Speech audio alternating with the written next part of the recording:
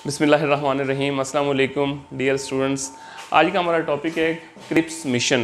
1942 में Cripps mission बरतानिया की तरफ से भारत के रहने वाले लोगों के लिए आया था और सर स्टीफर्ड क्रिप्स कुछ तजावीज़ लेकर के आए थे। दुनिया के अंदर एक और जंग शुरू हुई 1939 में, जिसको जंग अजीम दोयम कहा जाता है। 1939 से शुरू हो करके ये जंग 45 तक चली। अब हुआ क्या कि पहली जंग अजीम में तो बरतानिया की पोजीशन बहुत बेहतर थी, लेकिन दूसरी जंग अजीम में बरतानिया की जो पोजीशन थी वो काफ़ी कमज़ोर थी और जो हरीफ था जापान की पोजीशन बहुत ज़्यादा बेहतर थी। जब हिंदुस्तान के रहने वाले लोगों ने ये देखा कि बरतानिया की पोजीशन कमज़ोर है तो उन्होंने बरतानिया के ख़िलाफ़ कैंपेन शुरू कर दी कि क्विट इंडिया, भारत से आप निकल जाएं और यहाँ से चले जाएं, और मुख्तलिफ तहरीकें शुरू की। तो उनको कूल डाउन करने के लिए, क्योंकि बरतानिया नहीं चाहता था कि हिंदुस्तान के लोगों की मुखालफत ली जाए, उनको कूल डाउन करने के लिए उनके लिए एक पैकेज बनाया गया, उनके लिए एक तजावीज़ जो थी वो बनाई गई और वो तजावीज़ लेकर के आए sir Stafford Cripps. Sir Stafford Cripps जो तजावीज़ लेकर के आए थे उनको एक एक करके हम डिस्कस करते हैं। नंबर 1, जंग के बाद बरसगीर को डोमिनियन का दर्जा दे दिया जाएगा। जंग शुरू हुई थी 1939 के अंदर और ये तजावीज़ आई हैं 1942 के अंदर। अब पता नहीं था कि जंग कब ख़त्म होगी, कितना अरसा चलेगी, क्या होगा, क्या इसका रिज़ल्ट निकलेगा, कौन जीतेगा, लेकिन जंग के शुरू में ही नज़र आ रहा था कि जापानियों की पोजीशन जो है वो काफ़ी स्ट्रॉन्ग है। तो ख़ासतौर पे हिंदू जो थे उन्होंने इस मौके से फ़ायदा उठाया और उन्होंने कहा कि अब हमारे मुकद्दर का फ़ैसला जापानी करेंगे और जापानी जो हैं वो बरतानिया वालों को यहाँ से निकाल बाहर करेंगे, उनके तसल्लुत से हमें आज़ाद कर देंगे और हुकूमत हमारी कायम हो जाएगी। तो इस सारे सिनेरियो के अंदर सर स्टीफर्ड क्रिप्स एक इंतहाई मंझा हुआ सुलझा हुआ सियासतदान था। वो आया और कुछ तजावीज़ लेके आया। सबसे पहला उन्होंने ये कहा कि जैसे ही जंग ख़त्म होगी हम बरसगीर को डोमिनियन का दर्जा दे देंगे। डोमिनियन के मानी क्या है? डोमिनियन के मानी ये हैं कि आपको आज़ाद कर दिया जाएगा जंग अजीम के ख़ात्मे के बाद, जैसे ही हमें फ़रागत मिलती है। कैसे आज़ाद कर दिया जाएगा? हुक्म हमारा ही चलेगा, हुकूमत हमारी ही होगी, लेकिन कैसे होगी? कुछ लोगों को, आपके जो अंदरूनी लोग हैं उनको हम बाइख्तियार बना देंगे, लेकिन हुकूमत ताजे बरतानिया ही की रहेगी। दाखिली तौर पर आपको आज़ाद कर दिया जाएगा और ख़ारजी तौर पर पॉलिसियाँ हमारी ही चलेंगी, बरतानिया ही की तरफ से आपके लिए पॉलिसियाँ बनाई जाएंगी। ये मानी थे डोमिनियन के, कि डोमिनियन का दर्जा दे दिया जाएगा। नंबर 2, हुकूमत करने के लिए डेफिनेटली कुछ ना कुछ महकमे होते हैं। अगर महकमे ही ना हो तो हुकूमत आप किस पे करेंगे? तो जो अहम महकमा जात हैं वो हम आपके हवाले कर देंगे, जैसे कि वजारत दिफा, वजारत खारजा, वजारत मवासलात वगैरह जो हैं ये आपके हवाले कर दिए जाएंगे। तो हिंदुस्तानी ही इन पर हुकूमत करेंगे, लेकिन पॉलिसी हमारी ही चलेगी, कानून हमारा कहने के लिए आपका होगा, लेकिन डायरेक्शंस हम दिया करेंगे। और तीसरी जो इसके अंदर तजवीज़ थी वो ये कि आइन साजी के लिए एक मरकज़ी असम्बली होगी। आपको पता है कि बरसगीर के अंदर आइन मौजूद नहीं था, क्यों? यहाँ पर बादशाही निज़ाम था, राजे महाराजे हुआ करते थे, उनका अपना कानून हुआ करता था, आइन मौजूद नहीं था। तो ये कहा गया कि एक आइन बनाया जाएगा और आइन साज असम्बली का इंतखाब सूबाई असम्बलियाँ करेंगी।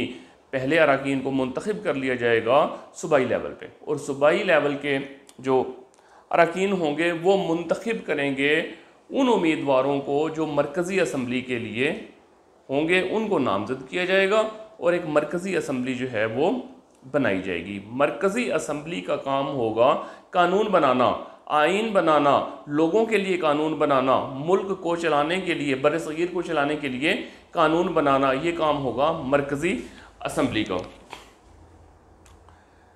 जिसका चुनाव सूबाई असम्बली के अरकान करेंगे। ये ऑलरेडी मैं आपको बता चुका हूँ। और माइनॉरिटीज़ के हकूक़ का ख्याल भी पूरा ख्याल रखा जाएगा, जो भी अक़लियतें हैं उनके हकूक़ का ख्याल रखा जाएगा। और पाँचवीं और आखिरी इसकी तजवीज़ ये थी कि आइन मुकम्मल हो जाने के बाद, पता नहीं आइन में कितना टाइम लगेगा, सबसे पहले तो मरकज़ी असम्बली के अरकान को मुंतखब किया जाएगा। जब वो मुंतखब हो जाएंगे तो उसके बाद वो लोग आइन बनाएंगे। जब आइन बन जाएगा, आखिरी नुक्ता और थोड़ा सा टेक्निकल नुक्ता, आइन जब कंप्लीट हो जाएगा तो आइन को अप्रूव करवाने के लिए, उसकी तस्दीक करवाने के लिए, उसकी तौसीक करवाने के लिए आइन को भेजा जाएगा सूबों के पास। अगर कोई सूबा उस आइन को नहीं मानता, अगर कोई तस्लीम कर लेता है तो ठीक है, वहाँ पे उस आइन को इम्प्लीमेंट कर दिया जाएगा। और अगर कोई सूबा उसको तस्लीम नहीं करता, नहीं मानता, तो फिर क्या किया जाएगा कि उस सूबे को आज़ादी दे दी जाएगी इस हवाले से कि वो अपना आइन, अपना कॉन्स्टिट्यूशन, अपने लिए कवानीन खुद से मुरतब कर सकता है। अब इसमें एक हल्का सा नुक्ता मौजूद था, एक इशारा मौजूद था। अब ये क्रिप्स मिशन आया 1942 में और हम मुतालबा कर चुके थे पाकिस्तान बनने का। मिंटो पार्क में कब किया था? 1940 में। और हम उससे दस्तबरदार होने के लिए तैयार नहीं थे। तो सर स्टेफर्ड क्रिप्स एक ऐसा मिशन लेके आए थे जिससे मुसलमानों को भी कूल डाउन किया जा सके, जिससे हिंदुओं को भी मुतमईन किया जा सके और जंग से भी छुटकारा हासिल किया जा सके। तो इस सारे सिनेरियो के अंदर उन्होंने मुसलमानों को भी एक हल्का सा इशारा दे दिया था कि अगर कोई कम्युनिटी, अगर कोई सूबा हमारे बनाए हुए इस लाहे अमल पर, बनाए हुए आइन पर अमल नहीं करना चाहता तो अपनी रियासत की हैसियत अलग बरकरार रख सकता है। तो इससे कायदे आज़म को भी और मुसलमानों को भी एक हल्का सा इशारा मिल गया कि पाकिस्तान बन सकता है, अलहदगी इख्तियार की जा सकती है। अब इन तजावीज़ के ऊपर सियासी जमातों का रद्द अमल था, उनमें हम दो का ही जिक्र करेंगे। दो बड़ी सियासी जमातें, एक कांग्रेस और दूसरा था मुस्लिम लीग। मुस्लिम लीग का क्या रद्द अमल था?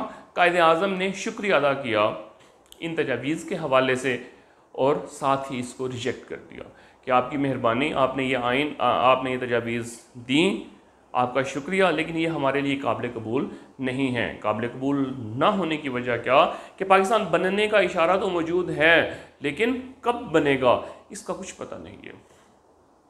हमें तो फिलफोर पाकिस्तान चाहिए, एक अलग ज़मीन का टुकड़ा चाहिए। हम इसको इसलिए रिजेक्ट करते हैं। शुक्रिया के साथ उनकी इस ऑफ़र को, इन तजावीज़ को हमने रिजेक्ट कर दिया। अब दूसरी तरफ देखें कि कांग्रेस का क्या रद्द अमल था। कांग्रेस ने कहा कि ठीक है जी, आप ये तजावीज़ तो ले आए, लेकिन आप ही इन तजावीज़ की हमारे यहाँ कतन कोई अहमियत नहीं है। ये तो दिवालिया बैंक का एक चेक है। कैसे दिवालिया बैंक का एक चेक है? आपने देखा होगा कि आप एक चेक लेके जाते हैं बैंक के अंदर और अकाउंट में अमाउंट ही मौजूद नहीं होती, तो वो डिसऑनर हो जाता है, वो रिजेक्ट हो जाता है, वो दिवालिया हो जाता है, वो स्टेट ऑफ इंसॉल्वेंसी के अंदर आ जाता है। तो ये तो दिवालिया बैंक का एक चेक है। तुम्हारी हैसियत ऐसी ही है जैसे एक बैंक्रप्सी की होती है, तो हम इसको तस्लीम नहीं करते। वजह क्या? क्योंकि जापानी छाए हुए थे और वो जंग अजीम दोयम के अंदर जीत रहे थे। तो हमारे मुकद्दर का, हमारे नसीब का, हमारी ग़ुलामी से निकालने का फ़ैसला जो है वो जापानी करेंगे, इसलिए हम इसको तस्लीम नहीं करते। तो ये जो क्रिप्स मिशन था, सर स्टेफर्ड क्रिप्स जो इसको लेके आए थे, ये मुकम्मल तौर पर फ्लॉप हो गया।